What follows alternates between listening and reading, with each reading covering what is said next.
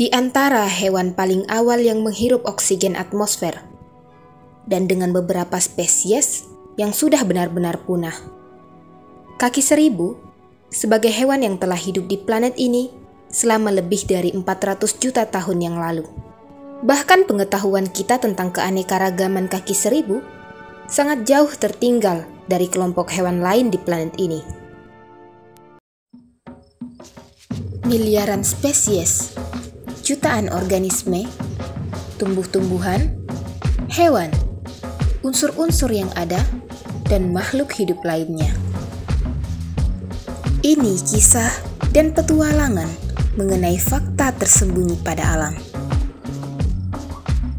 Sifat, klasifikasi, sejarah, adat istiadat, perkembangan makhluk hidup, dan perilaku sehari-hari mereka. Mereka bersatu dalam sebuah planet yang disebut Bumi. Kami mencoba merangkum dan menjabarkan secara singkat semua misteri, kisah yang tersembunyi, dan rahasia alam yang terungkap dengan keramat alam.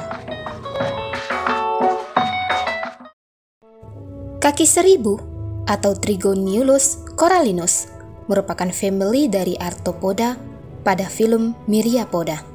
Kaki seribu merupakan nenek moyang Arthropoda modern, kelompok yang sangat sukses di planet ini, mencakup serangga, laba-laba, kaki seribu, dan kepiting. Semua dari mereka berawal dari periode Kambrium sekitar 541 juta tahun yang lalu. Pada periode itu, sebagian besar dari makhluk ini sepenuhnya akuatik, hidup di lautan dan perairan yang tawar. Dan pada saat yang sama, sebagian besar garis keturunan pertama hewan juga mulai muncul. Kemudian, Arthropoda mulai berevolusi dan memecah diri menjadi kelompok yang hidup di air dan di darat. Sebagian dari mereka yang hidup di darat bahkan hidup di pinggiran perairan atau sekitar danau dan tepi sungai. Kita semua tahu bahwa Arthropoda adalah kelompok hewan paling sukses di planet ini. Terhitung sekitar 80% dari semua hewan yang hidup saat ini adalah dari kelompok mereka.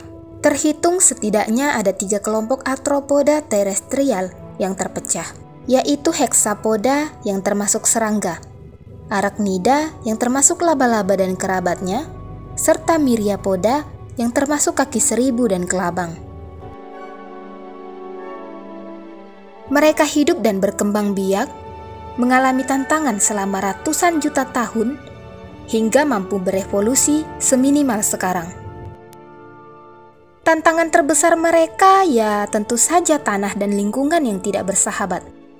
Setiap dari mereka harus memikirkan cara mencegah kekeringan, menopang tubuh dan berjalan di planet ini, cara mengeluarkan kotoran, dan setidaknya untuk bernafas. Tapi kita tahu bahwa kaki seribu adalah hewan yang sangat sukses dan ulet.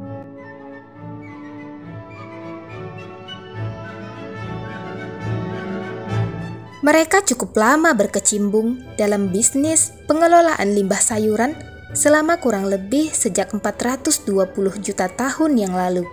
Kaki seribu menggunakan rahangnya yang kuat untuk memakan sayuran dan dedaunan yang gugur ke tanah. Setelah sayuran dikunyah habis, kaki seribu mengandalkan jamur dan cacing pada pencernaan mereka untuk mengolah sayuran tersebut menjadi bahan organik yang akan dikeluarkannya menjadi kotoran. Mereka bertindak sebagai pengurai dan membantu mengembalikan nutrisi ke dalam tanah. Itulah kenapa kaki seribu sebagai hewan Arthropoda yang paling lama bertahan dan terus berevolusi. Saat ini, setidaknya lebih dari 13.000 spesies kaki seribu yang telah teridentifikasi. Mereka memenuhi setiap benua di planet ini, kecuali Antartika. Selama sejarah yang sangat panjang, kaki seribu banyak berperan penting pada ekosistem, terutama pada hutan gugur. Tanpa kaki seribu, mungkin pohon-pohon akan tenggelam oleh daunnya sendiri. Tapi, kaki seribu telah mengunyah semua daun mereka. Aktivitas kaki seribu merupakan bagian dari proses dekomposisi multilangkah yang membantu menciptakan lapisan humus pada tanah, sehingga terus menjaga kelembapan dalam waktu lama dan menyirami pepohonan, terutama pada musim kemarau. Jadi, pertanyaan yang paling penting adalah, bagaimana kaki seribu bisa bertahan begitu lama? Selama ratusan juta tahun mereka hidup di planet ini, mereka telah mengembangkan banyak fitur khusus yang membantu kesuksesan mereka. Seperti gadget kalian yang selalu diupdate dengan keluaran terbaru. Segala adaptasi yang rumit telah membuat mereka menjadi, tidak menyenangkan. Seperti tidak enak dimakan, contohnya. Kebanyakan kaki seribu mengeluarkan sekresi yang berbau busuk dan tidak enak. Beberapa dari sekresi ini adalah sianida. Jangankan manusia, bahkan monyet pun enggan untuk memakan mereka. Menurut saya, manusia bisa lebih berpikir daripada monyet.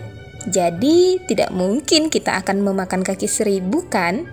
Lagi pula, mereka telah melakukan pekerjaan penting selama ratusan juta tahun untuk planet ini.